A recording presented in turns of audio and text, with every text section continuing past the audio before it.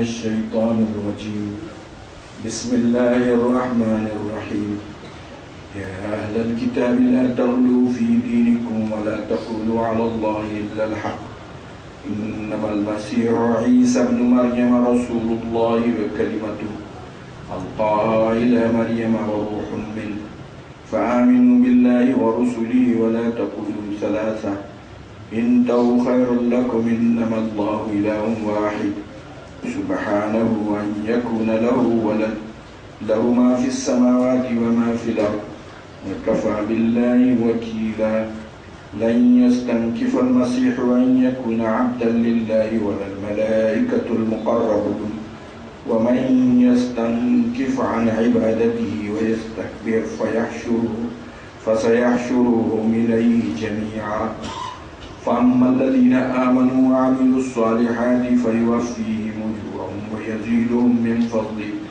وأما الذين استنكفوا واستكبروا فيعذبهم عذابا أليما ولا يجدون لهم من دون الله وليا ولا نصيرا يا أيها الناس قد جاءكم برهان من ربكم وأنزلنا إليكم نورا مبينا فأما الذين آمنوا بالله واعتصموا به فسيدخلهم في رحمة منه وفضل ويهديهم إليه صراطا مستقيما يستفتونك قل الله يفتيكم في الكلالة إن امرؤ هلك ليس له ولد وله أخت فلها نصف ما ترك ويرثها إن لم يكن لها ولد فإن كانت اثنتين فلهما الثلثان مما ترك وإن كانوا إخوة رجالا ونساء فللذكر مثل حظ الأنثيين يبين الله لكم أن تضلوا والله بكل شيء عليم. سورہ نساء کا آخری درس ہے اور اس میں آخری رکوع میں اللہ سبحانہ وتعالیٰ نے نصارہ کو مخاطب فرمایا ہے، کرسچنوں کو،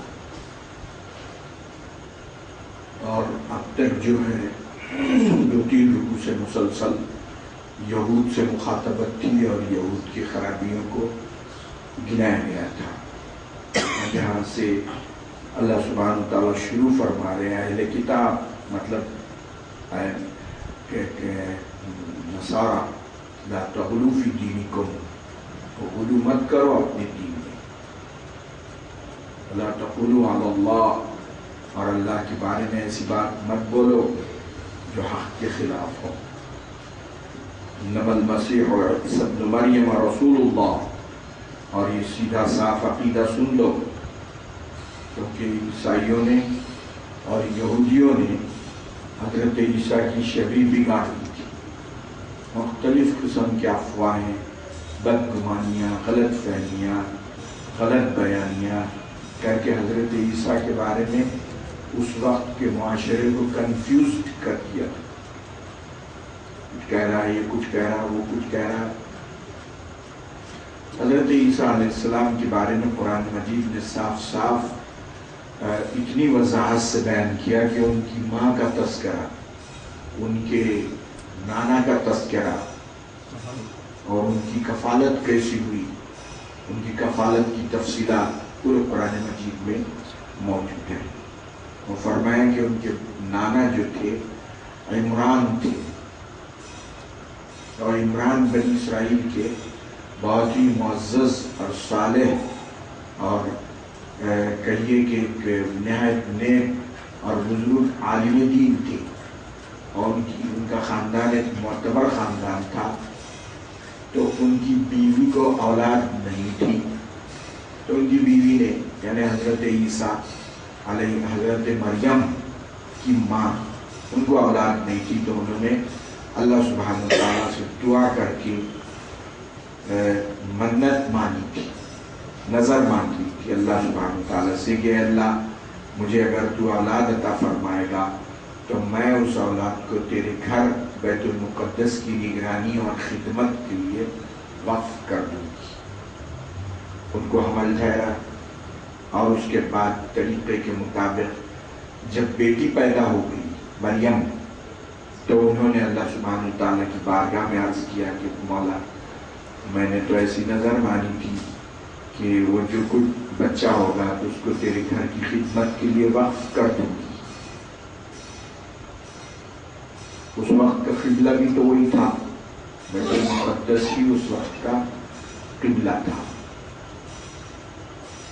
تو لیکن انی وضعتها انثى، یہ تک قرآن مجید نے صاف صاف ذکر کر دیا کہ پروردگار یہ تو فیمیل ہے، یہ تو لڑکی ہے، اور لڑکی کی تو خود حفاظت کرنا پڑتی ہے، یہ کیسے نگرانی کرے گی.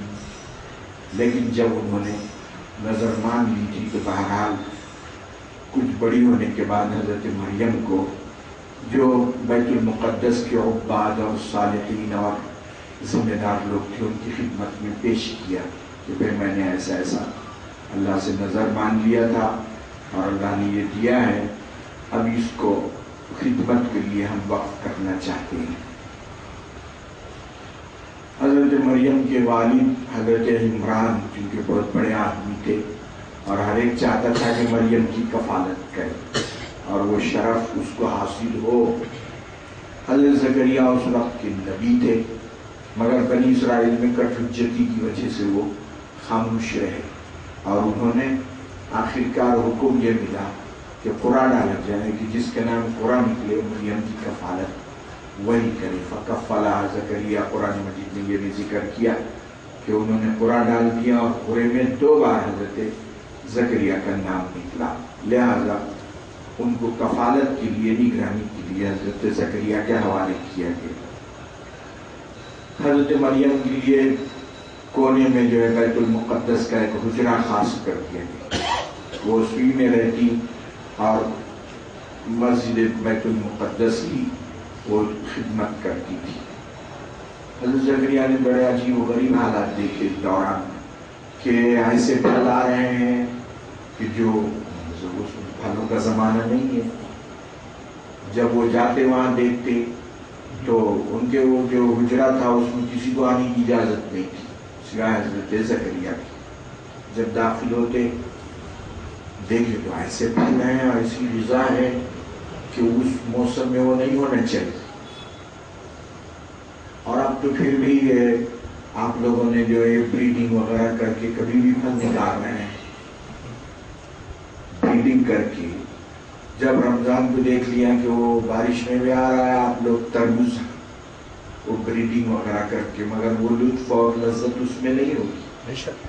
تو بہرحال جو حضرت انہوں نے دیکھا کہ یہ پھل آ رہے ہیں، نہ لگی ہاذا کہاں مریم کہاں سے آئی؟ قالت ہی من عند اللہ، بلے مریم یہ بلے زکریا یہ سب اللہ کی جانب سے.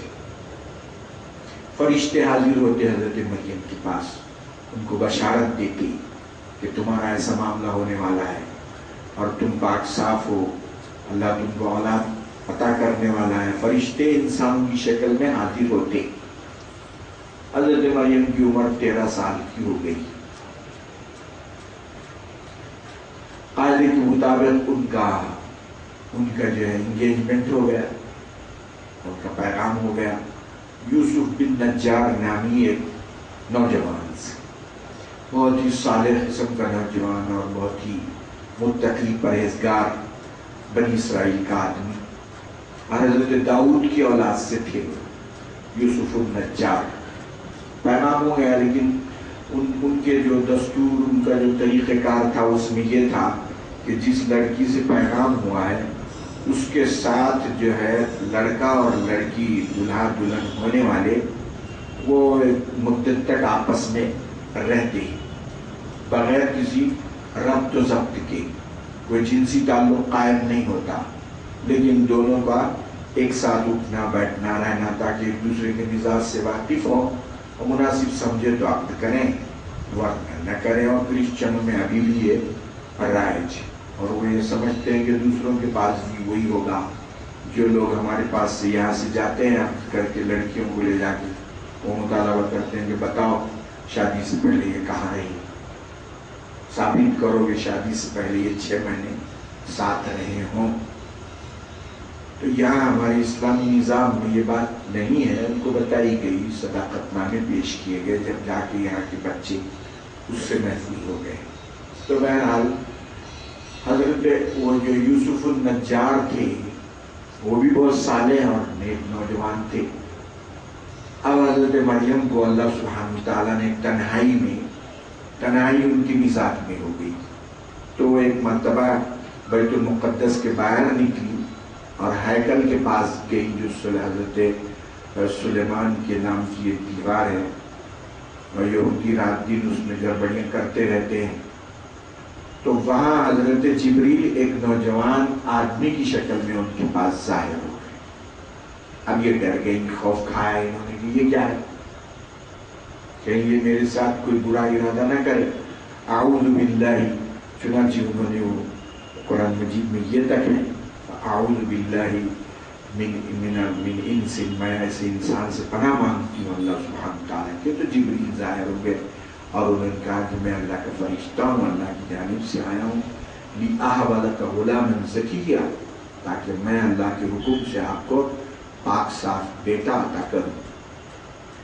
تب ان کو کچھ اطمینان ہوا، اور حضرت جبریل نے ان کے منہ میں، بعض روایتوں میں یہ ہے کہ ان کے جیب میں، گریبان میں پھونک ماری، تو اس سے ان کو حمل ٹھہر گیا۔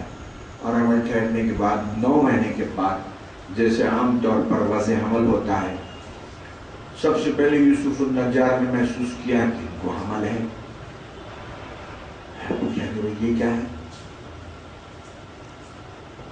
انہوں نے کہا کہ مریم، تم تو اتنی نیک عورت ہو، اور میں دیکھ رہا ہوں تمہاری پاکی، صفائی، طہارت، اور پھر یہ تمہارا حمل۔ تو انہوں نے کہا کہ یوسف النجار نے مختلف سوالات کیے ان سے کہ آپ بتائیے کہ بغیر جھاڑ کے حل ہوتا ہے؟ مریم نے کہا وہ تو نہیں ہوتا۔ بغیر پانی کے کوئی پودا پرورش پاتا ہے؟ انہوں نے کہا یہ بھی نہیں ہوتا ہے۔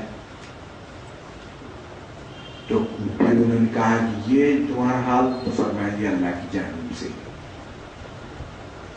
اور کیا حضرت آدم کو اللہ سبحانہ تعالیٰ نے بغیر باپ اور ماں کے پیدا نہیں کیا؟ یہ اللہ کی جانب سے۔ یوسف النجار چونکہ ان کی طہارت اور تقوی سے واقف تھے، انہوں نے مان لیا اس کو کہ یہ بات بالکل صحیح ہے۔ 9 مہینے کے بعد اللہ سبحانہ و تعالیٰ نے ان کو ایک جگہ جانے کی رغبت ان کے دل میں پیدا ہو گئی، وہ گئی وہاں جہاں کھجور کا جھاڑ تھا، یہ بھی قرآن مجید میں موجود ہے۔ اِلَى جِذْعِ النَّخْلَةِ، کھجور کے جھاڑ کے تنے کے پاس وہ گئی، اور وہ ان کا جو حمل کے وقت، وضع حمل کے وقت جو ان کو تکلیف تھی، اس کا بھی تذکرہ قرآن مجید میں تفصیل سے ہے۔ یا لیتنی لم اکن وکنت نسیا منسیا، ان کو جب تکلیف درد ذیلی ہو گئی تو انہوں نے کہا لو، کاش میں مر جاتی اس سے پہلے تو اچھا تھا، اور میں پیدا ہی نہ ہوتی تو اچھا تھا۔ قرآن مجید نے ان کے یہ الفاظ بھی ذکر کیے۔ تو بہرحال وہ حضرت عیسیٰ ان کو پیدا ہوئے، اور اللہ سبحانہ تعالیٰ نے ان کو حکم دیا کہ وہ جو کھجور کا جھاڑ ہے، حالانکہ اس وقت کھجور نہیں تھے، اس موسم نہیں تھا اس کا، لیکن حکم ہوا کہ اس کو ہلاؤ، تو تساقط علیہ رطبا جنیا، وہ بھی الفاظ قرآن میں آئے ہیں کہ تازے تازے کھجور ان کی خاطر اللہ سبحانہ تعالیٰ نے برسائے، ان کے کھایا، اور اللہ نے ان کے برکت کے لیے، ان کے معجزے کے طور پر، کرامت کے طور پر کہیے، ان کے چشمہ بھی وہاں پیدا کر دیا۔ اور 11 دن کے بعد وہ بچے کو لے کے لوگوں کے سامنے آئے، بڑے ڈرتے ہوئے، شرماتے ہوئے۔ اب جب لوگوں نے دیکھا، بنی اسرائیل کا مزاج جیسے کہ ہم پڑھ چکے ہیں بہت سارے اسباق میں، شدید الطبع تھے اکثر، انہوں نے کہا کہ ارے